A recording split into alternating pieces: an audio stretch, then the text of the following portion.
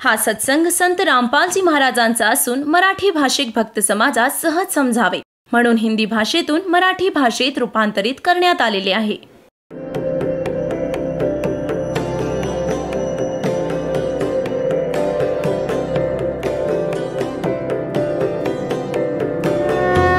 और ज्ञान सब ज्ञान डी कबीर ज्ञान सो ज्ञान और जैसे घोड़ा तोब कायब करता चले मैदान.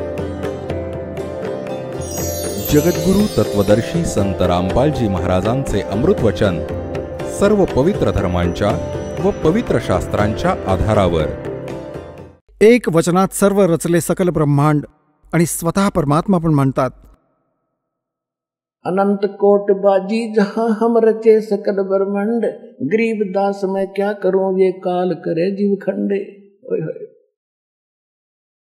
हम ही अलख अल्लाह है कुतुब गोस और पीर, गरीब दास खालिक धनी हमरा नाम कबीर. ए स्वामी सृष्टा में सृष्टि हमारे तीर, दास गरीब अधर बसू अवगत सत कबीर. दादू साहेबजींनी म्हटले की जिन मुझको निज नाम दिया सो एक सतगुर हमार, दादू दूसरा कोई नहीं वो कबीर सिरदरहार. असं मुलुकदासजींनी म्हटलंय, असं धर्मदासजींनी म्हटलंय, असं घिसादासांनी म्हटलंय आणि असंच स्वामी रामानंदजींनी म्हटलंय की दो ठोर है एक तू भया एक से दो, गरीबदास हंकार ने तुम आए हो मत दो. बोलत रामानंद जी सुनो कबीर करतार, गरीबदास सब रूप के तुम ही सर्जनहार. हे तर त्या महापुरुषांच्या वाणीने तुम्हाला प्रमाणित केलं की ज्यांना भगवान भेटला. आणि ह्याच्याच संदर्भात आता ही कथा सांगतो. जेव्हा परमेश्वर कबीरजी लीला करत, जसं परमात्म्याविषयी तुम्हाला अनेकदा सांगितलं आहे की ज्येष्ठ शुद्धी पूर्णमासी संवत 1455 सन 1398 मध्ये परमात्म्याने सतलोकातून येऊन एक शिशुरूप धारण केलं होतं. लहरतारा नामक एका सरोवरात कमळाच्या फुलावर. तिथे एक अष्टानंद नावाचे ऋषी, जे रामानंदजींचे शिष्य होते, ते पण त्याचे प्रत्यक्षदर्शी होते. त्यांनी रामानंदजींना जाऊन सांगितली होती सगळी घटना. तिकडून निरुनिमा जे निस्संतान विणकर होते, ते स्नान करण्यासाठी त्याच तलावात जायचे, जे गाव त्यांच्या रहिवास झोपडीपासून, रेसिडेन्सपासून 3-4 किलोमीटर दूर होतं, जंगलात, जिथे गंगेचं पाणी लाटांद्वारे उसळून एकत्र व्हायचं पावसाच्या दिवसात. तिथे परमात्म्याला प्राप्त केलं. शिशुरूपात घेऊन, छोट्याशा नवजात शिशूला घेऊन घरी आले होते. सगळा संसार, गाव बघायला आलं होतं. सगळं शहर, काशी शहर बघायला लोटलं होतं. इतकं सुंदर बालक कधी ना बघितलं ना ऐकलं. 25 दिवसांपर्यंत परमात्म्याने काहीच खाल्लं नव्हतं. तेव्हा काळजीत पडले दोघे निरुनिमा. तेव्हा परमेश्वराची लीला कबीर भगवानांच्या कृपेने एक कुमारी गाय मागवली गेली होती. मोठी कथा आहे, आज पुढून सुरू करू. एक कुमारी गाय, कुमारी वासरू. जसं नीरू जो होता आधी ब्राह्मण होता, गौरीशंकर नाव होतं ह्याच जन्मात. त्यांना बळजबरीने मुसलमान बनवलं होतं, तसं निमाला पण, जी त्याची पत्नी होती, त्या दोघांना बळजबरीने हिंदूंचं मुसलमान बनवलं होतं. तरीही त्यांची आस्था, असंही कोणीही साधू, हिंदू, मुसलमान कोणीही असो, जेव्हा संकट येतं तेव्हा सर्व धर्मातील गुरूंकडे आपली शंका, आपल्या अन्य संकटाच्या उपायासाठी जातात. तर नीरू गेला होता रामानंदजींकडे. रामानंदजींनी त्यांना सांगितलं होतं की कुमारी गाईचं दूध तो पिईल, मला तो विद्वान पुरुष दिसतो आहे कोणी, आणि त्याला कुमारी गाय आणून दूध पाजा, कुमारी गाय दूध देईल. तर हे त्याच्या पचनी पडलं नव्हतं. कोणाला? नीरूला, की कुमारी गाय कशी दूध देईल. स्वामीजींनी मला असंच घाबरवलंय असा विचार करून तो घरी येऊन बसला. त्याच दिवशी निमाने फायनल निर्णय घेतला होता की हे मूल मरेल आणि मी पण सोबत मरेन, ह्याच्याशिवाय मी जगू नाही शकत. आणि ते शंकराचे पुजारी होते. त्याच जन्मी जेव्हा ते ब्राह्मण होते तर शंकरजींचं स्मरण केलं. परमात्म्याची प्रेरणा होती. शंकरजी तिथे साधुरूप घेऊन प्रकट झाले, समोर येऊन नजरेस पडले. माईने मग आपलं सगळं दुःख सांगितलं. मग परमात्म्याला मांडीवर घेतलं. परमात्मा कबीरजींना पाळण्यातून उचलून निरुनिमाने साधू रूपात उभ्या असलेल्या शंकर भगवानांच्या पायावर ठेवू पाहिलं. परमात्मा वर उठले. साधू रूपात उभ्या शिवाच्या डोक्याबरोबर हवेत स्थिर झाले. तेव्हा माईला आनंद झाला की ह्या साधूमध्ये मोठा चमत्कार आहे. माझ्या मुलाला हवेत उडवलं तर जीवदान पण देईल. आणि ती लीला मालक स्वतः करत होते. आता शंकरजींनी असा हात केला तर त्यांच्या हातात आले भगवान 25 दिवसांच्या बालक शिशुरूपात. तेव्हा परमात्म्याची आणि त्या शंकर भगवानांची 6 वेळा चर्चा झाली. आणि माई बघते, लक्ष देऊन मुलगा बोलतोय. ती विचार करत होती, या बाबाजींनी बोलता केला माझा मुलगा. इथे गरीबदास सूक्ष्म वेदात म्हणतात, जगत का पेखना पेखा धनी का नाम ना लेखा. आम्ही रामकृष्ण ब्रह्मा विष्णू महेशाला असं सुप्रीम पॉवर मानलं होतं की जी लहान मोठी संकट या पुजाऱ्यांवर येतात ते पण भगवान कबीर साहेबच त्यांना सुख देतात आणि निमित्त यांचं करतात. त्यांना प्रसिद्धीची भूक नाहीये, कारण की ज्यांचा महिमा अपरंपार आहे त्यांना गरजच नाही प्रसिद्धीची. तर शंकर भगवान त्या बाबाजींचा महिमा होत होता त्या निमाच्या दृष्टीने. ते पण विचार करत होते, परमात्मा ही म्हातारी मरेल, मी तर मरणार नाही, पण ती मरेल काळजी करून माझ्याविषयी जेवण तिने सोडले. तेव्हा शंकर भगवानांना प्रेरित करून म्हणाले, परमात्मा की एक कालवड आणा, तिच्यावर तुमचा आशीर्वादयुक्त हात ठेवा, ती दूध देईल, मी ते पिऊन टाकीन. आणि स्वच्छ भांडं मागवा ब्राह्मण त्या कुंभाराकडून. तेव्हा नीरूला सांगितलं गेलं आणि तिकडे रामानंदजींनी पण तेच सांगितलं होतं. तेव्हा तिची आशा थोडी जागृत झाली आणि त्याने म्हटलं महात्म्याने की तू आण वासरू. महात्मा रूपात उभ्या शंकरजींनी म्हटलं की नीरू तुम्ही जाऊन कालवड आणा, माझ्या आशीर्वादाने दूध देईल. तेव्हा त्याला विश्वास वाढला की महात्म्यात काही दिव्यशक्ती आहे. असंच झालं. कुमारी गायीने दूध दिलं, भगवानाने दूध प्यायलं. तर आजपर्यंत आपण ज्या सद्ग्रंथांना खरं मानत आलो, ऋग्वेद मंडल नंबर 9 सूक्त नंबर 1 मंत्र 9 मध्ये स्पष्ट लिहिलंय की जेव्हा भगवान परमात्मा अमर पुरुष पूर्ण परमात्मा जेव्हा शिशुरूप धारण करून आपली लीला करायला प्रत्येक युगात येतात तर त्या कुमारी गायींद्वारे त्यांच्या पालनपोषणाची लीला होते असं लिहिलंय. जे वेद सांगतात तुम्हाला अनेकदा दाखवले दासाने, जेव्हा वेद सांगतात की भगवान अशी लीला करतात आणि ज्यांनी ही लीला केली आहे तर who is God, he is God. तर तो कबीर इज गॉड. कोण कबीर? हम सुल्तानी नानक तारे दादू को उपदेश दिया, जात दुलाहा भेद न पाया वो काशी महे कबीर हुआ. आता गरीबदासजींचे अमर बोल तुम्हाला ऐकवतो. आता पुण्यात्म्यांनो, जसं आत्तापर्यंत आपण जी पण कथा कहाणी ऐकत होतो, जे दास तुम्हाला आत्तापर्यंत ज्ञान सांगत राहिला ते प्रमाण अजून देत राहिला, सद्ग्रंथांना समोरासमोर करून तुम्हाला ह्या स्तरावर आणलं आहे की आता जी दास मालकांची वाणी वाचून दाखवेल की तुमचा त्यावर पूर्ण विश्वास बसेल.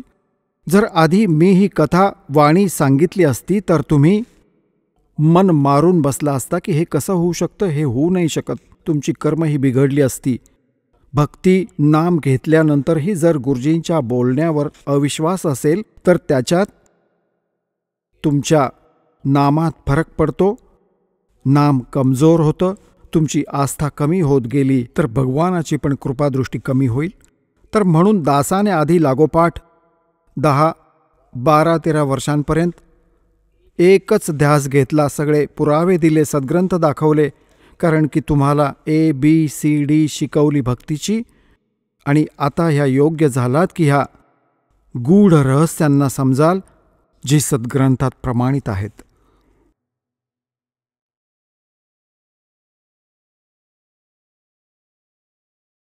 आता जसं तुलसीदासजींनी लाखो वर्षांपूर्वी घडलेली घटना रामायणाची आपल्या सिंपल लँग्वेजमध्ये चौपाईमध्ये संत भाषेत लिहिली आणि सर्व हिंदू समाजाला ती पूर्ण मान्य आहे.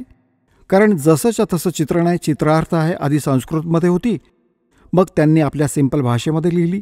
अशी गरीबदासजींनी त्या परमेश्वराचा कबीर परमात्म्याचा, असंख्य ब्रह्मांडांच्या मालकांचा महिमा तुलसीदासांसारखा प्रत्यक्षदर्शी लिहिला. तुलसीदासांनी तर ऐक्यू ज्ञानावर लिहिली आणि परमात्मा गरीबदासजींनी प्रत्यक्षदर्शी भगवानांचं आणि इथे जे दयेने त्यांची दिव्यदृष्टी उघडली ते सगळं ज्ञान त्याच्यात लिहिलंय. 84 बंधन कटे किन्नी कल्प कबीरे, भवन चतुर्दश लोक सब ये टूटे जम जंजीरे, अंत कोट ब्रह्मांड में बंदी छोड़ कहाए, सो तो एक कबीर है जननी जने नवाए. शब्द स्वरूप साहेब धनी शब्द सिंध सब माही, बाहर भीतर रम रहा जहां तहां सब ठाई. जल ग्रीव जल थल पृथ्वी गगन में वो बाहर भीतर एक, पूर्ण ब्रह्म कबीर हैं वो अवगत पुरुष अलेख. सेवक होके उतरे इस पृथ्वी के माही, जीव उदाहरण जगत गुरु बार बार बलि जाही. आता गरीबदास साहेबजी काय सांगतायत? जल थल पृथ्वी गगन में बाहर भीतर एक, पूर्ण ब्रह्म कबीर है वो अविगत पुरुष अलेख. जसं सूर्य आकाशात आहे, लाखो किलोमीटर दूर आहे, तिथे साकार आहे, त्याची उष्णता, त्याचा प्रकाश आपल्याला इथे प्राप्त आहे. अशाच प्रकारे परमात्मा साकार आहे, एकदेशीय आहे, जिथे पाहिजे तिथे राहा, पण त्याच्या शक्तीने सर्व ब्रह्मांड संचालित आहेत आणि आपण जीवांच्या आत पण त्याच्या शक्तीनेच सर्व कार्य चालतात. तर इथे म्हणतात जल थल पृथ्वी गगन में ये बाहर भीतर एक, अवगत पुरुष पूर्ण ब्रह्म कबीर है ये अविगत पुरुष अलेख. मग काय म्हणतात? तो परमात्मा साऱ्या सृष्टीचा मालक. सेवक होके उतरे, दास बनून वरून कबीरदास, कबीरदास म्हणवले गेले. सेवक होके उतरे इस पृथ्वी के माही, जीव उदाहरण जगत गुरु में बार बार बलि जाही. गरीबदासजी म्हणतात बलिहारी जाऊ त्या परमात्म्यावर. इथे दास बनून कबीर दास, धाणक, विणकर असं दाखवतात जसं हँड टू माउथ. ते तर अशासाठी दाखवत होते की मुलांनो, ह्या घाणेरड्या जगात जास्त बंगला घर याच्या मागे लागू नका, आपलं जीवन नष्ट करू नका, माझ्यावर विश्वास ठेवा, मी जसा राहतोय माझ्यासारखं राहा. मी काय उपाशी मेलो? 18 लाख लोक आले होते, त्यांना पंचपक्वान्न खाऊ घातलं. तुम्हाला पण मी असंच खायला देईन, असंच ठेवीन. तुम्ही मला अनुकूल राहा, माझ्या मर्यादेत राहा, बस एवढीच गोष्ट. सेवक होके उतरे, उतरले म्हणजे सशरीर आले आणि वर स्पष्ट केलंय अनंत कोट ब्रह्मांड में बंदी छोड़ कहाए. बंदी छोड म्हणजे सगळ्यांना बंधन मुक्त करणारे, कैदेतून मुक्त करणारे. अनंत कोट ब्रह्मांड में वो बंदी छोड़ कहाए, सो तो एक कबीर है वो जननी जने नवाए. सेवक होके उतरे वो इस पृथ्वी के माही, जीव उदाहरण. कोणत्या उद्देशाने? जीवांचा उद्धार करण्यासाठी, जगद्गुरु रूपात, सगळ्यांना सत्मार्गाची शिकवण देणाऱ्याच्या रूपात.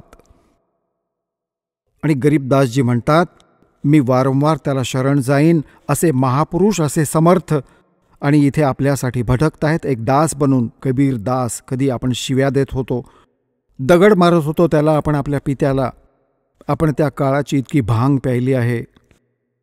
काशीपुरी कष्ट किया उतरे अदर अदारे. म्हणतात काशीपुरीमध्ये परमात्मा आले वरून, अधांतरी वरच्या वर आले. मोमन को मुजरा हुआ वहां जंगल में दीदारे. आता जिथे परमात्मा प्रकट झाले त्यांचं इतकं सुंदर शरीर दिसत होतं, एक केवढं तेज होतं त्यांच्या शरीराला. कोटि किरण शशि भाने सुध ये आसन अदर विमाने, पर सतपूर्ण ब्रह्म को शीतल पिंड और प्राण. निमाने जेव्हा मुलाला मांडीवर घेतलं, तिथून उचलून पुत्रवत प्रेम केलं, कधी त्याला गालावर पापा घेऊन प्रेम करते, कधी कपाळाचा पापा घेई, कधी छातीशी कवटाळून, आणि आपल्या शंकर भगवानांचे शतशः आभार मानते की शंकर भगवानांनी मला पुत्र दिला. आता हीच तर गंमत होती. आपण पूजत होतो कोणाला, कोण काम करत होतं आणि क्रेडिट कोणाला मिळत होतं, धन्याचं नावच नव्हतं. आता कळेल हा कोण होता, कोण खेळ खेळत होता आपल्याशी. गोद लिया मुख चोम कर हेम रूप झलकंते. इतकं सुंदर शरीर होतं परमात्म्याचं शुभ्र, जसा बर्फ असतो, हिम बर्फ. काशी उल्टी गुल भया मोमन का घर घेरे. कोई कह ब्रह्मा विष्णू है, कोई कह इंद्र कुबेर. आपापले अंदाज. जसं कोणी मुलगा जन्म घेतो तर आजूबाजूच्या महिला येतात, नातेवाईक पण येतात. कोणी म्हणतं याचा काकासारखा चेहरा दिसतोय, कोणी म्हणतं याचा मामासारखा चेहरा आहे, कोणी म्हणतं माईसारखा, कोणी म्हणतं आईसारखा चेहरा आहे याचा. तर आपल्या आपल्या बुद्धीनुसार त्या त्याचं व्हेरिफिकेशन करत होत्या. कोई कह ब्रह्मा, कोई कह वरुण धर्मराय है. काशी उमटी गुल भया और मोमन का घर घेरे. घरी आले सगळे बघायला झुंडीच्या झुंडीने. कोई कह ब्रह्मा विष्णू है, कोई कह इंद्र कुबेर. कोणी तर म्हणतो की हा ब्रह्माजी वाटतोय, कोणी म्हणतो विष्णूसारखा चेहरा आहे याचा, कोणी म्हणतं नाही हा तर कुबेरासारखा दिसतोय. कोई कह ब्रह्म धर्मराय है, कोई कहते है ईश. 16 कला सुभान गति, कोई कहे जगदीश. भक्ति मुक्ति ले उतरे ये मेटण तीनों तापे. म्हणतात भक्ती आणि मुक्ती यथार्थ घेऊन इथे अवतीर्ण झाले आणि आपण दुःखी लोकांचे तिन्ही ताप नाश करण्यासाठी हा विधी दाखवण्यासाठी भगवान आले. हा विधी सांगण्यासाठी परमात्मा आले. तिन्ही तापांचा नाश करण्याचा विधी घेऊन आले. ऋग्वेद मंडल नंबर 9 सूक्त 94च्या मंत्र 1 मध्ये 94च्या. ऋग्वेद मंडल नंबर 9 सूक्त 95 मंत्र 2 मध्ये हे स्पष्ट केले की परमात्मा जेव्हा सशरीर इथे येतात किंवा तसं नवजात शिशूचं रूप धारण करून मोठे होतात लीला करत करत, तर ते एका कवींसारखं आचरण करत आपलं ज्ञान सांगत सांगत फिरतात आणि ते आपल्या वाणीच्या द्वारा बोलून भक्तीसाठी प्रेरित करतात, उंच स्वरात आवाज लावतात आणि भक्तीच्या गुप्त मंत्रांना ते स्वतःच आविष्कृत करतात आणि इथे येऊन आपल्याला देतात. तर इथे गरीबदास साहेबजी सांगतात भक्ति मुक्ति ले उतरे वो मेटण तीनों तापे. मोमीन म्हणजे मुसलमान विणकराच्या घरी. मोमन का डेरा लिया वो कहे कबीरा बाप. दूध न पीवे न अनबके, न पलने झूलंत. अदर अमान ध्यान में वो कमल कला फूलंत. काही खात पीत नव्हते, पण तरीही इतकं सशक्त होतं शरीर की जणू 1 लिटर दूध रोज पितो मुलगा असे वाढत होते. परंतु जोपर्यंत काही खात पीत नाही त्या आईवडिलांना विश्वास नाही बसत की हा सुरक्षित आहे, खात नाही तर कधी पण मरू शकतो, अशा चिंतेत ते दोघे जण होते.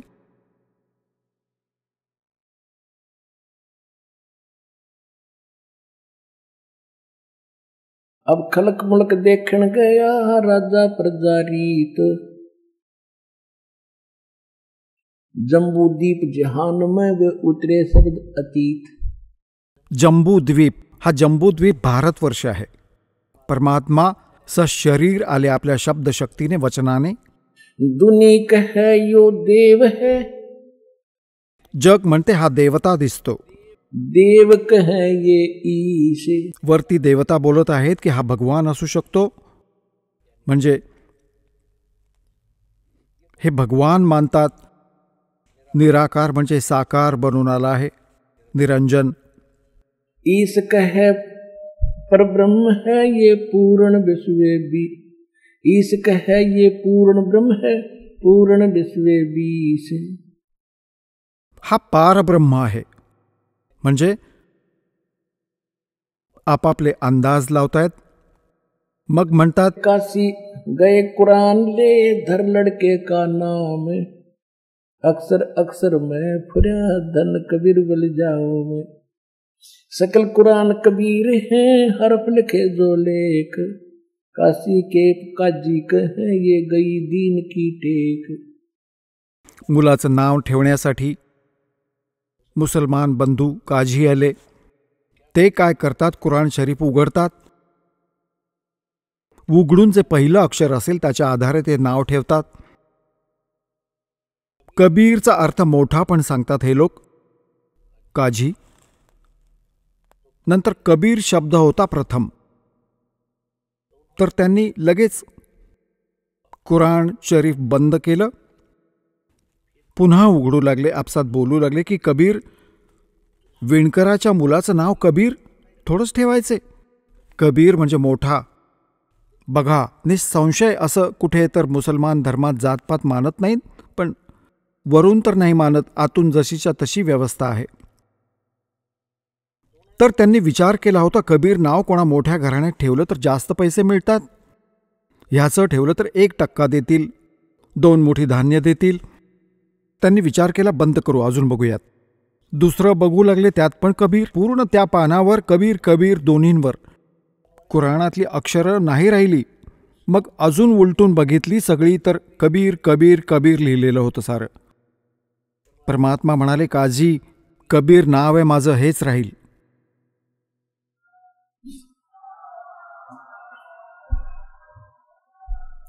ते कुराण तिथेच टाकून, हा जादूटोणा जाणतो, हा कोणी नालायक जन्माला आलाय तुझ्या घरी, अपशकुनी जन्माला आलाय, इतकं अजून भडकवलं त्यांना. आणि न जाणो काय काय बडबड केली. मोठी गोष्ट आहे, इथे नाही सांगत.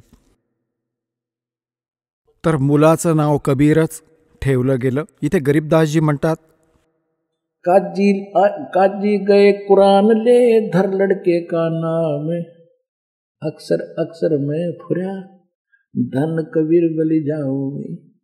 सकल कुरान कबीर हुए हरफ लिखे जो लेख, काशी के काजी कहे या गई दीन की टेक. आमचा तर याने धर्मभ्रष्ट केला. सगळ्या कुराणात कबीर कबीर लिहिलेलं तिथेच टाकलं. काजी गेले कुराण तिथे टाकून. दूध न पीवन अनभक ना पलने झोलंत, अदर अमान ध्यान में वो कमल कला फूलंते. ना काही खात होता, ना काही पीत होता. तर म्हणतात, शिव उतरे शिवपुरी से ये अवगत बदन विनोद. गरीबदासजी सांगतात, शिवजी आले शिवलोकातून साधू रूप घेऊन. शिव उतरे शिवपुरी से वो अवगत बदन विनोद, मैं के कमल खुशी बहे जब लिया ईसकू गोद. छोट्याशा बाळाला जेव्हा शंकर भगवानांनी हातावर घेतलं, म्हणतात त्यांचा आत्मा खुश झाला. साऱ्या शरीरात रोम रोम प्रफुल्लित झालं शंकर भगवानांचं. नजर नजर से मिल गई फिर किया ईस परिणाम, धन मोमन धन पूरे ना यो धन का सीनी काम. आता शंकरदेव साधू रूपात नीरूला सांगत होते की धन्य आहे तुझं हे सारं काशीनगर, आणि तुझं घर धन्य आहे ज्यांच्या घरात हे भगवान आले माई. आणि हा बालक मरणार नाही, मरणाऱ्यातला नाहीये हा.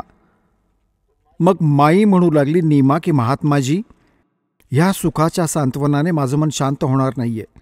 ह्याने काही खाल्लं तर मला समाधान होईल. ही सांत्वना मला तुमची संतोष नाही देऊ शकत. आता काय सांगतात,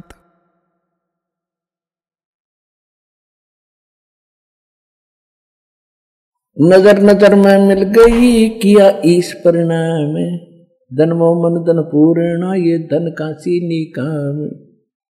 7 बार चर्चा करिए बोले बालक बेन, शिव को कर मस्तक धरा ल्या मोमिन एक धेनू. म्हणतात कबीर परमात्म्याची छोट्या बाळाची 25 दिवसांच्या आणि शिवजींची साधू रूपात 7 वेळा चर्चा झाली. आणि माई उभ्या उभ्या बघत होती, सोबत नीरू उभा होता. अनब्यावर को दूहत है, कुंवारी को दूहत है. कालवडीचं दूध काढत आहे. दूध दिया तत्काल, पीवे बालक ब्रह्म गति, ता शिव भय दयाल। 6 मास के जब हुए नित नैनावार दे, चरण चरण नित पुरी में याद शिक्षा नित ले। 6 महिन्यांचे झाले लीलामय शरीरात परमात्मा, तर त्याच वेळेस पायी चालू लागले होते, पावलं पडत होती.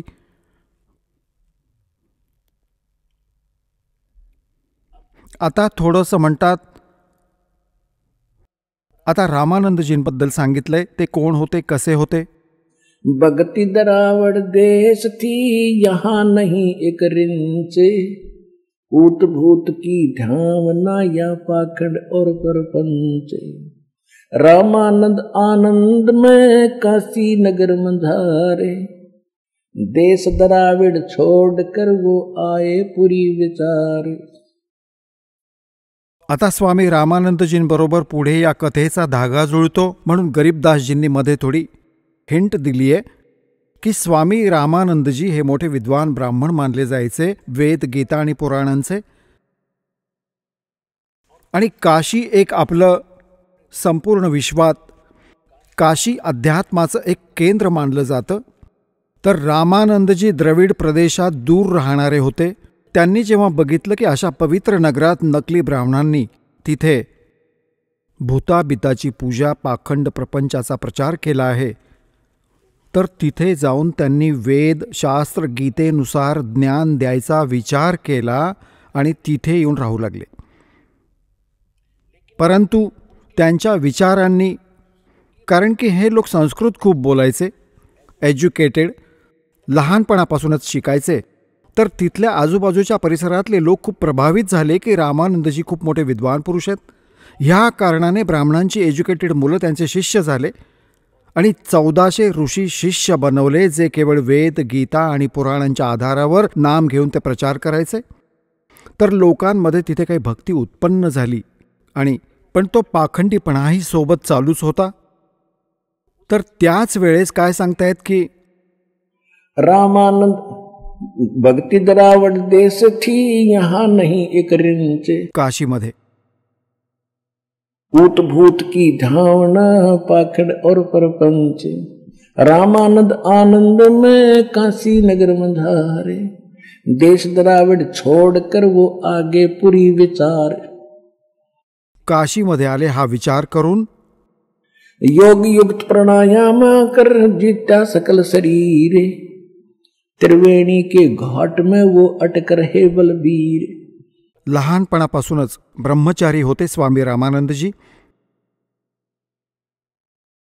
आणि योग साधनादी करून, मेडिटेशन करून त्यांनी स्वतःला मानलं होतं की मी खूप काही कमावलं आहे, आपलं शरीर साधनायुक्त केलं आहे.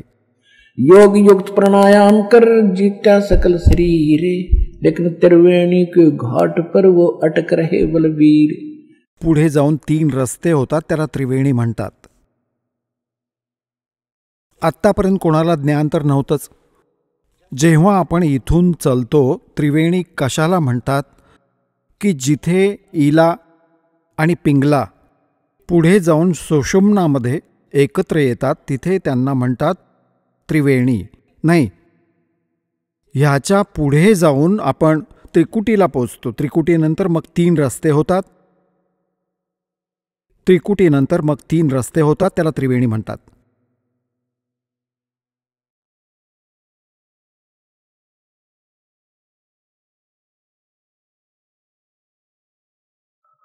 योग योग प्राणायाम कर जीता सकल शरीर, त्रिवेणी के घाट में वो अटक रहे बलबीर। तीर्थ व्रत एकादशी और गंगोदक स्नाने, पूजा विधि विधान से सर्व कला सूर्ज्ञान। करे मानसी सेव नित्य आत्म तत्का ध्यान, छठ पूजा आरंभ गति धूप दीप बंधान। 1400 चेले किए काशी नगर मंधारे, 4 संप्रदा चलत हैं और 52 दरबारे। आता एवढं प्रभुत्व झालं होतं स्वामी रामानंदजींचं. 1400 तर ऋषी शिष्य बनवले होते, ब्राह्मणांची मुलं, जी रामानंदजींचं ज्ञान पुढे प्रचार करत होते. आणि तीर्थव्रत आणि या मानसिक पूजा करायचे भगवानांच्या जशाच्या तशा. एकतर षटकर्म असतात ते सारे करायचे. त्यामधून त्या षटकर्मातील एक आहे शाळीग्रामाची पूजा. शाळीग्राम म्हणजे भगवान विष्णू श्रीकृष्णजींची काही मूर्ती, दगड, पितळ, चांदीची. त्याला काय करतात हे की सर्वात आधी त्याला सर्व वस्त्रांनी सुशोभित करतात. जसं धोतर आहे, एक उपर्ण आहे विष्णू भगवानांचं, मग मुकुट आहे आणि गळ्यात एक मण्याची माळ म्हणजे कंठी, तुळशीची माळ घालतात. एक वैजयंती माळ पण बनवतात त्यासाठी. तर असा तो मानसिक करायचा, मूर्ती बनवून नाही करायचा, मनोमन कल्पना करायचा, जसं आपण स्वप्न बघत असतो तसा. दररोज अभ्यास केलेला होता स्वामी रामानंदजींनी. म्हणतात, 5 वर्ष के जब हुए काशी मंज कबीरे, दास गरीब अजब कला ये ज्ञान धान गुण थीरे। गुल भया काशी पूरी ये अटपटे बैन बिहंगे, गरीब दास गुनी थके वो सोन जुल्हा पर संगे। 5 वर्षाच्या वयात ज्या उद्देशाला घेऊन भगवान येतात, ऋग्वेद मंडल नंबर 9 सूक्त 86च्या मंत्र 26 आणि 27 मध्ये, ऋग्वेद मंडल नंबर 9 सूक्त 82च्या मंत्र 1, 2, 3 मध्ये, ऋग्वेद मंडल नंबर 9 सूक्त 96च्या मंत्र 16 पासून 20 पर्यंत, ऋग्वेद मंडल नंबर 9 सूक्त 94च्या मंत्र 1 मध्ये, ऋग्वेद मंडल नंबर 9 सूक्त 95च्या मंत्र 2 मध्ये, ऋग्वेद मंडल नंबर 9 सूक्त 54 मंत्र 3 मध्ये, ऋग्वेद मंडल नंबर 9 सूक्त 20 मंत्र 1 मध्ये, ऋग्वेद मंडल नंबर 9 सूक्त 1 मंत्र 8 आणि 9. हे एक कंप्लीट ज्ञान आहे त्या परमपित्याचं, कबीर भगवानांचं. कबीर देव, कबीर साहेब सतलोकात राहतात. राजा समान दिसायला बसलेत, राजासारखे सिंहासनावर, वर डोक्यावर मुकुट आहे, आणि तिथून गती करून येतात, चांगल्या आत्म्यांना भेटतात, 3 प्रकारे लीला करतात, एका रूपात तिथे राहतात, जेव्हा दुसरी इथे येतात, कधी प्रत्येक युगात शिशुरूप धारण करून लीला करतात, ज्याला निस्संतान जोडपं उचलून घेऊन जातं, मग हळूहळू लीला. तर लहानपणापासूनच हा प्रचार करायला सुरुवात करतात, कारण की ते चांगल्या आत्म्यांना भेटतात, त्यांना ज्ञान देतात, तत्वज्ञान समजावतात, कवींसारखं आचरण करत फिरतात, ज्यामुळे ते प्रसिद्ध कवींमधले पण एक कवी पण म्हटले जातात, पण ते असतात परमात्मा. तर त्याच आधारे, तर तेच प्रमाण गरीबदास साहेब जे देत आहेत, काय सांगतायत?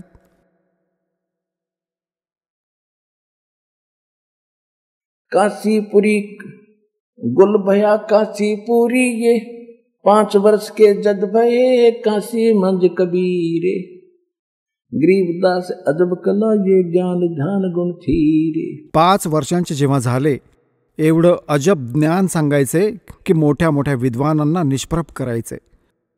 जसे रामानंदजींचे हे छोटे मोठे 1400 ऋषी कुठे सत्संग करत असायचे, तेव्हा परमात्मा उठून एक प्रश्न विचारायचे.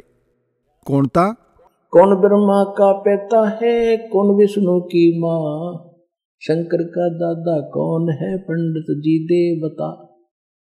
इथे यांची चूंचू बंद. हे तर अजरामर आहेत, यांचे कोणी माता पिता नाही आहेत. काय बडबड करतोस तू? बंद करू त्यांचं बोलणं ऐकणं. आता काय म्हणतात? गुल भया काशीपुरी ये अटपट बैन बिहंगे, गरीबदास गुणी थुके सोन गुजुल्हा पर संगे. गरीबदासजी म्हणतात, मोठे मोठे विद्वान, गुणी म्हणजे विद्वान, परमात्म्यासमोर त्या प्रश्नांची उत्तरं देऊ नाही शकले. जसं एक सिंपल असं उदाहरण आहे, ते भगवानाला निराकार समजतात. परमात्मा म्हणतात, तुम्ही वेदाला सत्य मानता? म्हणतात, हो, वेदात आणि अमक्यात असं लिहिलंय, वाचून बघा.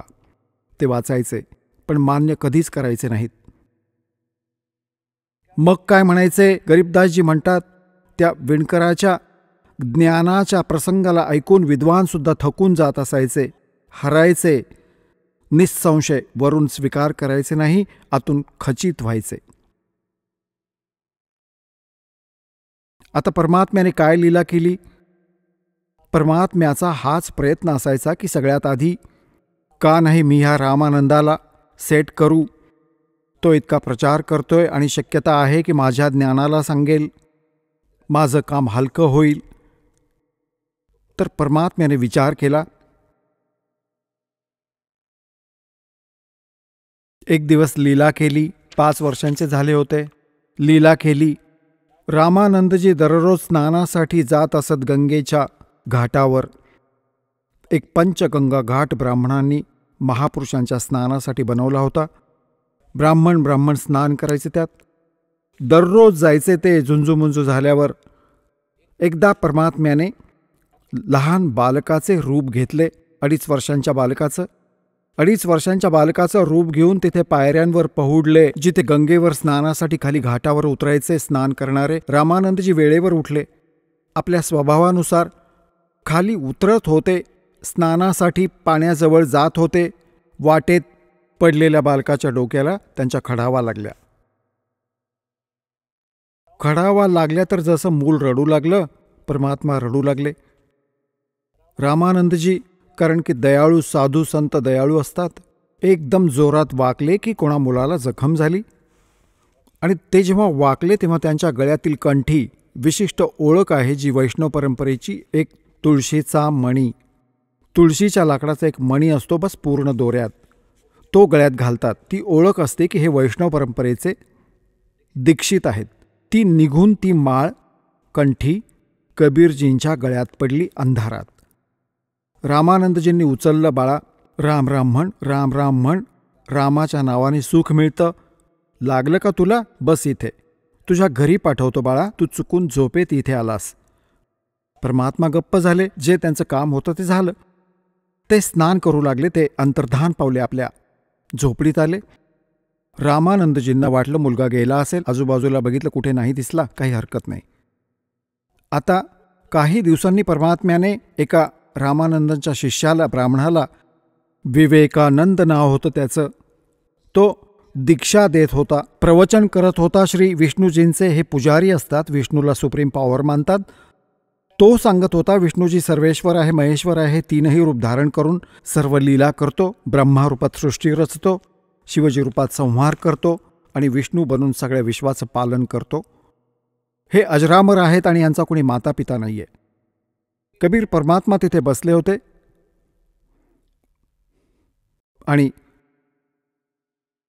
जेव्हा सत्संग त्यांनी पूर्ण केलं तेव्हा परमात्मा उभे राहिले. म्हणू लागले, स्वामीजी, एक शंका आहे माझी. म्हणाले, बोल बाळा, काय म्हणायचे? तुम्ही म्हणता की सर्व शक्तिमान आहे, की कोणी माता पिता नाहीये. तर मी एक ब्राह्मण कथा सांगत होते. ते देवी पुराणाचा 3रा स्कंद वाचत होते, ज्यात विष्णूजी स्वतः म्हणतात की आम्ही तर नाशवान आहोत, आमचा जन्ममृत्यू होतो, आम्ही अविनाशी नाही होत, आणि दुर्गा आमची, ती माझी माता आहे. ब्रह्मा विष्णू शंकर भगवान स्वीकार करतात की जर ब्रह्मा आणि विष्णू तुमच्यातून उत्पन्न झाले तर माता दुर्गा, मी पण तुझा पुत्र झालो. तुम्ही म्हणता असं नाहीये. एक शिवपुराण ऐकवत होता ब्राह्मण, तिथे मी ऐकलं होतं रुद्रसंहितेत, हे ब्रह्मा आणि विष्णू, सदाशिव आणि काळरूपी ब्रह्म आणि दुर्गेच्या सहयोगातून विष्णूजींची उत्पत्ती झाली. अशा प्रकारे ब्रह्माजी म्हणतात माझी उत्पत्ती झाली या दोघांच्या सहयोगातून. तुम्ही म्हणता की त्यांचे माता पिता नाही आहेत. आता ते तर जवळ ठेवतच असत पुराण, जीविका त्यावरच चालायची. ते उचलून बघितलं, दोन्ही बघितलं, जसंच्या तसं मिळालं, बंद केलं. संस्कृतमध्ये असायचं. म्हणू लागले, खोटारडा आहेस, पाखंडी आहेस, तू कोण आहेस, कुठून आलायस, काय नाव आहे तुझं, काय तू कोणी गुरु केलायस का, तू टिळा वगैरे लावलायस हा वैष्णव परंपरेचा, तू कोणाला गुरु धारण केलायस? म्हणाला, हो. कोणाला गुरु केलायस? की जो तुझा आहे तोच मी केलाय. म्हणाले, मी केलाय? तुझी काय जात आहे? आता परमात्मा तर म्हणू लागले, जात न पूछो संत की, पूछ लीजियो ज्ञानी, मोल करो तरवार का, ये पड़ी ऋण दो म्याने. तर परमात्मा तर बोलले नाही. जे श्रोते ब्राह्मण दुसरे होते ते म्हणू लागले, हा निरूचा पुत्र आहे, विणकराचा, हा धाणक आहे बाबा. स्वामीजी, धाणक विणकर आहे हा. तर त्यांना तर मग निमित्त मिळालं, विषय बदलला की बघा लोकांनो किती खोटारडा आहे, पाखंडी आहे, हा विणकर आहे आणि म्हणतोय मी रामानंदजींना गुरु बनवलंय, माझे गुरु स्वामी रामानंदजी आहेत आणि हा तुमच्यासमोर म्हणतोय की मी त्यांना गुरु बनवलं आहे.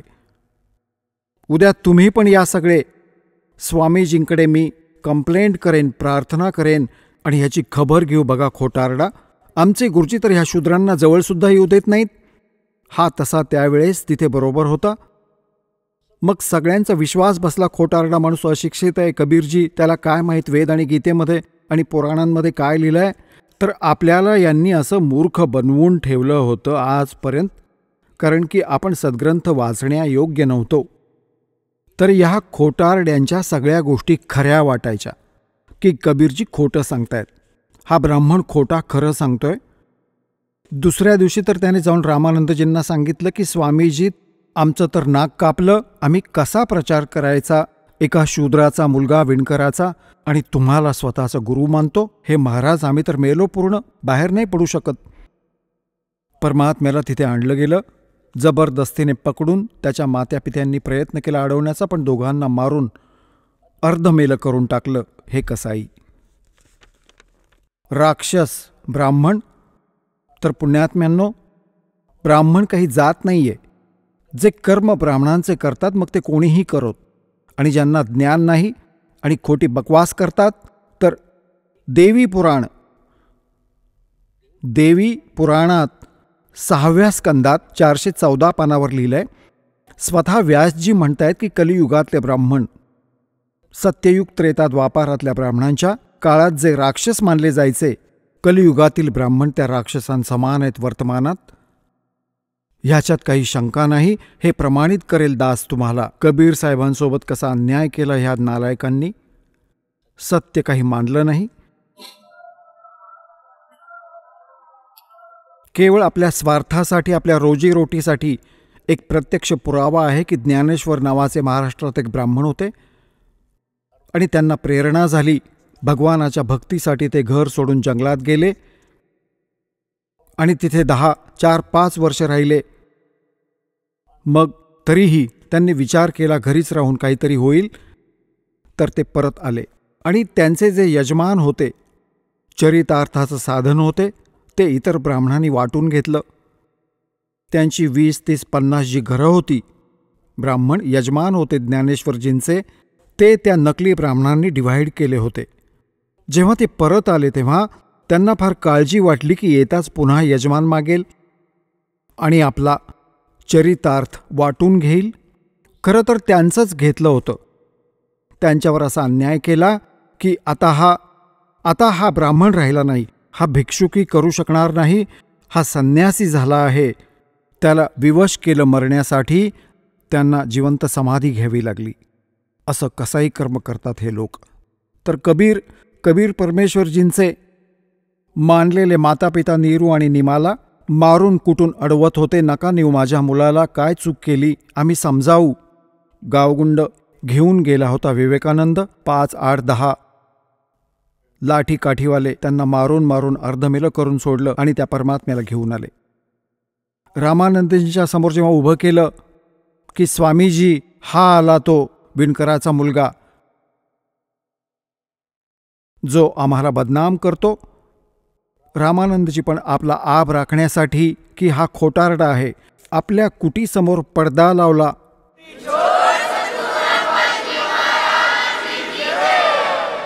चला आता आपण त्या श्रद्धाळूंचे अनुभव जाणून घेऊया ज्यांनी जगद्गुरु तत्वदर्शी संत रामपालजी महाराजांकडून नामदीक्षा प्राप्त केलेली आहे, तसेच त्यांच्याद्वारे सांगितलेल्या भक्ती मार्गावर चालत आहेत. नमस्कार.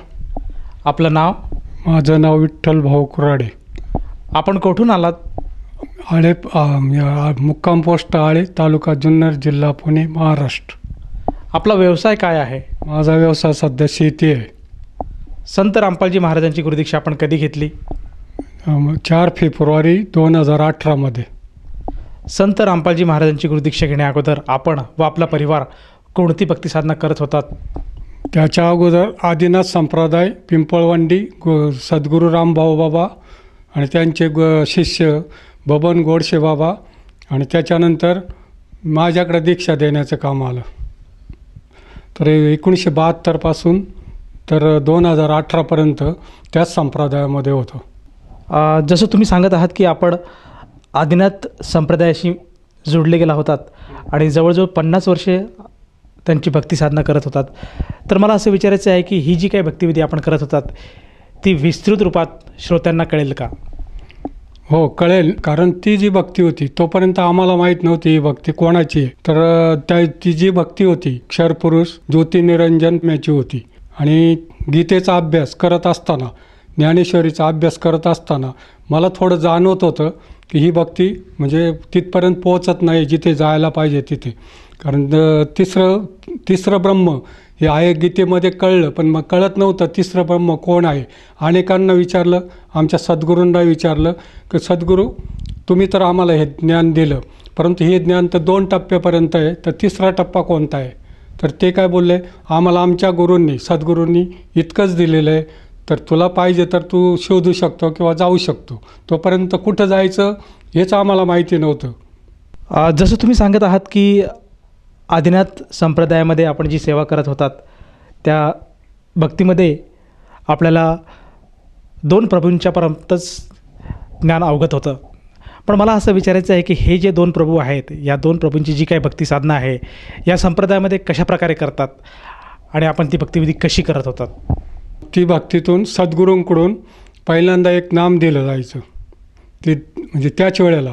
मग ते दिल्याच्यानंतर दुसरं नाम दिलं जायचं म्हणजे सेपरेट, पण तेही कालब्रह्म्याचंच होतं हे आम्हाला नंतर कळालं. आणि आम्हाला असं वाटायचं आम्ही आहे ना त्या परब्रह्म्याचंच भक्ती करतो आहे, त्याच्यातून म्हणजे आम्हाला साध्य काहीच होत नव्हतं, ना प्रारब्ध बदली होत नव्हतं आणि आहे त्या स्थितीतच आम्ही समाधान मानत होतो की ही भक्ती बरोबर आहे. परंतु मला खटकत होतं. त्या भक्तीमध्ये व्रत वैकल्य पण होते, म्हणजे गुरुपौर्णिमा, एकादशी असे जे काही उपवास आहेत ते सर्व करत होतो आम्ही. परत नामस्मरण करत होतो, 108 वेळा जप करायचो. म्हणजे त्याच्यापासून म्हणजे असं आम्हाला वाटायचं का आम्ही काहीतरी मोठं काहीतरी करतो आहे आणि माझ्या शिष्यांना मी देतो आहे. तर मला थोडं अडकतच होतं की माझं काहीतरी चुकतं आहे, हे जे काही भक्ती आहे, पूजा पाठ योग याग हे सर्व व्यर्थ आहे म्हणजे असं वाटायला लागलं. कारण काही वाचनात पण आलं होतं माझ्या की हे योग याग विधी येणेनो ये सिद्धीन वायाची उपाधी दंभधर्म हे अहंकारास कारणीभूत होतं आहे. परंतु करावंच लागत होतं, कारण तोपर्यंत आम्हाला कळतच नव्हतं की नेमकं काय करायला पाहिजे आणि कुठली भक्ती करायला पाहिजे. हे करूनही आम्हाला म्हणजे समाधान भेटत नव्हतं. जसं तुम्ही सांगत आहात की आपण जी काही भक्तिविधी करत होतात त्यापासून आपल्याला काही समाधान मिळत नव्हतं आणि वारंवार आपल्या मनामध्ये काहीतरी प्रश्न खटकत होते की जे आपण करतो आहेत ते पूर्णत्व नाही आहे, ती पूर्ण भक्ती नाही आहे.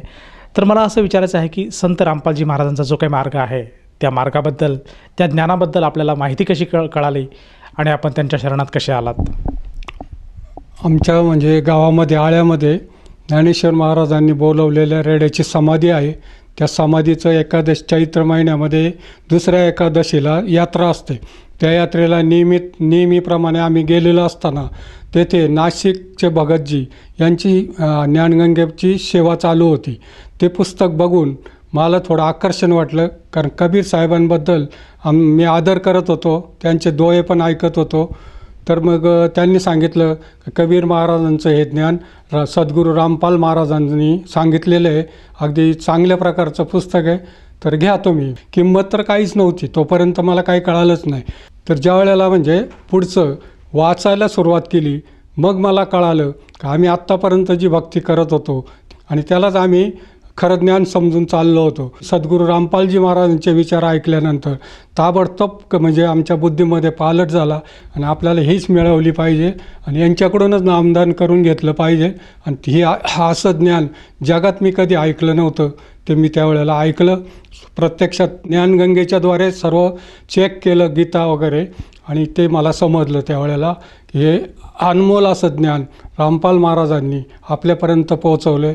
आमचं परमभाग्य म्हणावं लागेल. ते झाल्याच्या नंतर मी ताबडतोब शोधायला सुरुवात केली की हे नाम मला कुठं भेटेल, पण तोपर्यंत मला माहिती नव्हतं आणि ऑनलाईन वगैरे मला समजत नव्हती. मी शोधायला सुरुवात केली, पुण्याला फोन लावले, तिकडं माझे मित्र होते त्यांना शोधायला सांगितलं. त्यांनी 1-2 पत्ते पण भगतजींचे आणले, पण त्यावेळेला दुर्दैव माझं ते फोन लागले नाहीत. मग तसेच ते फोन माझ्याकडे होते. एक दिवशी असं शांत चित्ताने मी बसलो असताना मला असं वाटलं का आपल्याला हे ज्ञान मिळालं पाहिजे. मी रामपाल महाराज आणि कबीरजींचे मी आभार मानले की मला हे पुस्तक तर मिळालं, परंतु हे ज्ञान मला कसं भेटेल, अनुग्रह कसा भेटेल, तर मला आत्ताच्या आत्ता मिळालं पाहिजे. तर तो फोन घेतला मी त्याच्यातला 5-6 फोन नंबर होते आणि भगतजीला पुण्याला फोन लावला. तिकडनं त्यांनी मला सांगितलं का तुम्ही उद्या येथे या, तुम्हाला अनुग्रह मिळेल. मी लगेच दुसऱ्या दिवशी रविवार होता तिथे गेलो आणि तिथं मी अनुग्रह लगेच घेतला. पण पहिल्या गादीवर काम करत होतो. मी विचारच केला नाही का माझं काय होईल आणि गादीचं काय होईल, कारण मला नकोच होती ती गादी. मी त्या लोकांना पहिलं सांगितलं का माझ्याच्यानी ही गादी चालवणार नाही, कारण मला ती योग्य वाटत नाही आहे. तुम्ही तुमच्या पद्धतीने ती चालवा, पण मी येणार नाही आहे. आणि मी इकडे नामदान घेतलं आणि नामदान घेतल्यानंतर मी कृतार्थ झालो की मला खरंच नाम मिळालं सद्गुरू रामपालजी महाराजांकडून. जसं तुम्ही सांगत आहात की संत रामपालजी महाराजांच्या शरणात येण्यापूर्वी आपण स्वतः एक गुरुपदावर होते, तर मला असं विचारायचं आहे की आपण जेव्हा गुरुपदावर होतात आणि जी काय आपली पूर्वीची भक्तिसाधना देत होते आपण साधकाला, तरी आत्तापर्यंत संत रामपालजी महाराजांच्या ज्ञानात येण्याअगोदर आपण किती शिष्य बनवले होते आणि किती जणांना ते आपण नामदान दिलं होतं? तर तसं 72 पासून म्हणजे गेटवर त्यांना जे काय त्या हे करायचं ते मीच काम करत होतो सद्गुरूंच्या तेथे. कारण थोडं ज्ञान असल्यामुळे ते मलाच सांगायचे का तू यांना परफेक्ट कर. जसं आत्ता मला समजा प्रश्न विचारले तसं आम्ही त्यांना विचारायचं. हे काम करत असताना माझा बराचसा अभ्यास होऊन गेला की आपल्याला काहीतरी ज्ञान पाहिजे. मग त्यांनी त्यांच्याकडून जे करायचं होतं तर मला ते करून घेण्यासाठी मी करत होतो. मग मला ती गादी मिळाल्याच्यानंतर त्यांचे पहिले काही शिष्य होते, 10-1 हजार असतील, आणि त्याच्यानंतर ते मला सांभाळावं लागत होते आणि माझे शिष्य 4-5 हजार झाले असतील. मग असे संपूर्ण शिष्य मला सांभाळावं लागत होते 2018पर्यंत. सर, जसं आपण आता सांगत आहात की जवळजवळ 17 ते 18 हजार आपण अनुयायी बनवले होते आणि त्यांना आपण पूर्वीचे आपण जे काही आपले सद्गुरू होते त्यांनी जो आपला मंत्र दिला होता ते मंत्र आपण त्यांना देत होते, प्रदान करत होते. मग आपण अशा परिस्थितीत असताना एका गुरुपदावर असतानासुद्धा संत रामपालजी महाराजांच्या ज्ञानात कसे आलात? कारण की गुरुपदावर जाणं ही एक खूप मोठी उपलब्धी आहे. ती उपलब्धी सोडून आपण संत रामपालजी महाराजांच्या शरणात का आलात? हे समजल्याच्या नंतर मला ताबडतोब समजलं, कारण बराचसा अभ्यास झाला होता, परब्रह्म्याचाही झालेला होता आणि ज्योती निरंजन हे चुकीचंच आपण करतो आहे. कारण त्यांचाही नाशर म्हणजे नाश होतो आहे. मग त्यांचा जर नाश होतो आहे तर आपलाही नाशच होणार आहे. मी सद्गुरूंना विचारलं का म्हणजे जे काही ओम तत्सत आहे हा निर्देश आहे, हे नाम नाही आहे, परंतु तिसरं जे परब्रह्म याच्याबद्दल मला सांगा आणि मला त्याची माहिती द्या किंवा मला कुठं भेटेल. ते म्हणले मग आम्हालाच भेटलं नाही तर तुला आम्ही कुठून देणार? मग म्हटलं ठीक आहे, मला तुम्ही नाही देते ना तर मला भेटलेलं आहे आणि मी तिकडे जाणार, घेऊन येणार. मग मी एक दिवशी ओम तत्सत ऐसे हा श्लोक सोडवला आणि त्यांच्यापुढं नेऊन दाखवला, जसं सद्गुरू रामपाल महाराजांकडून मला समजलेलं होतं.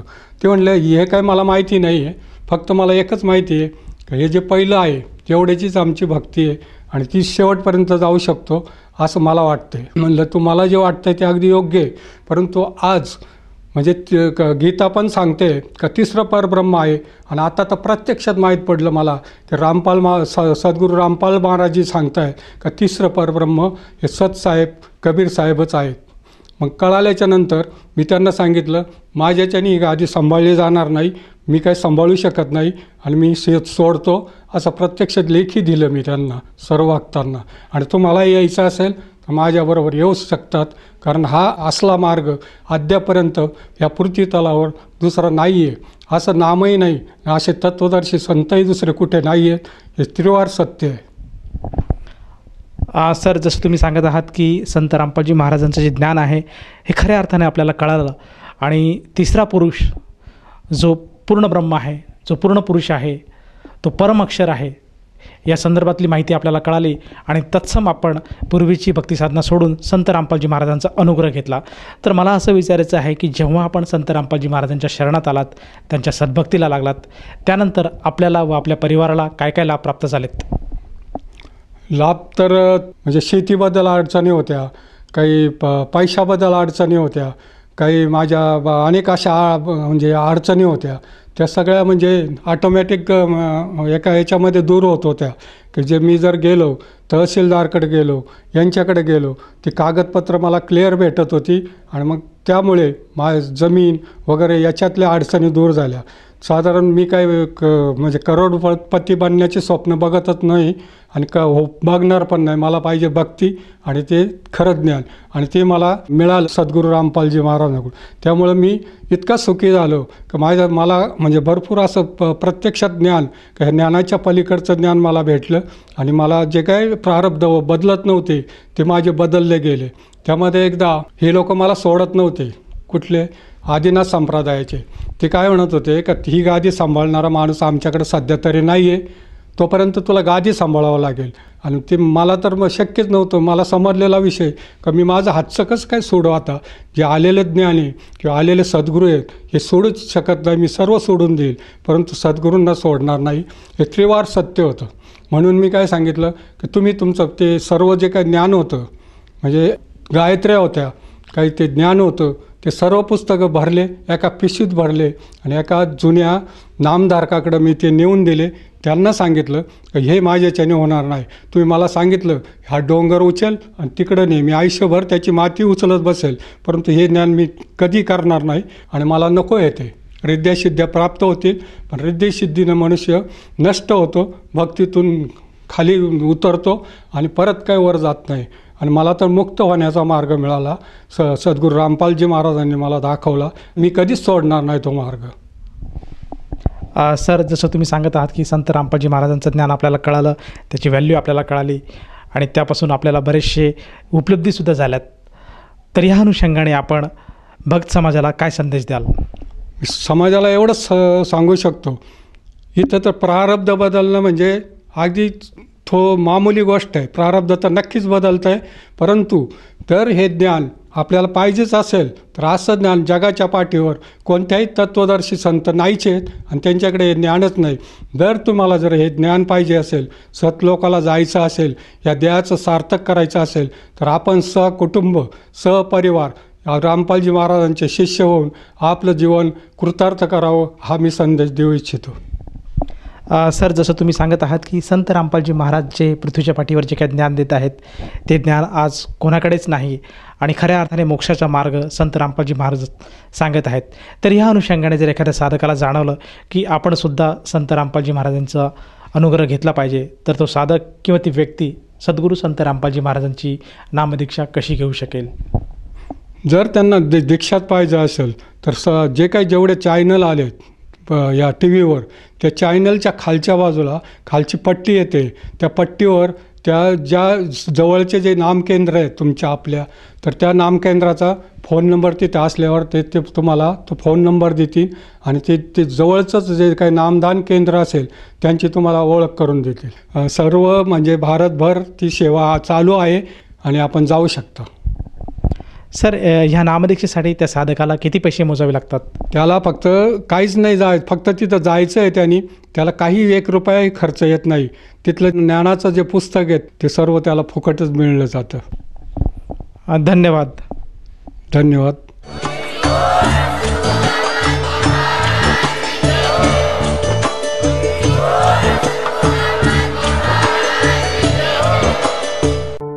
आपण ऐकत होता जगद्गुरु तत्वदर्शी संत रामपालजी महाराजांचे मंगल प्रवचन.